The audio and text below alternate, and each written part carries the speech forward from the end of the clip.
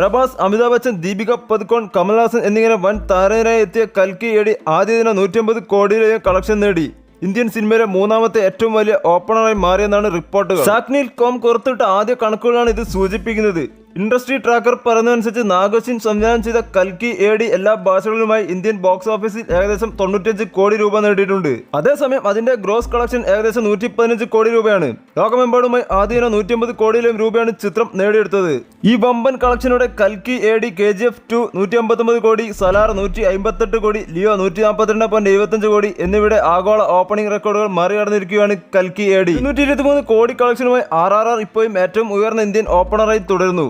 ബാഹുബലി 2 ആണ് രണ്ടാം സ്ഥാനത്ത്. ആദ്യ ദിനം 217 കോടിയിലധികം നേടിയിട്ടുണ്ട്. കൽക്കി 2898 AD ജൂൺ 27 ലോകമെമ്പാടും റിലീസ് ചെയ്തത്.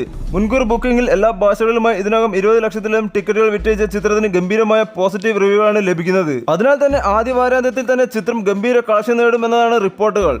ചിത്രത്തിന്റെ കഥാതന്തുവും ആശയവും ഗംഭീരമാണെന്നാണ് ദേശീയ മാധ്യമങ്ങളിലടക്കം വന്ന റിവ്യൂകൾ വ്യക്തമാക്കുന്നത്.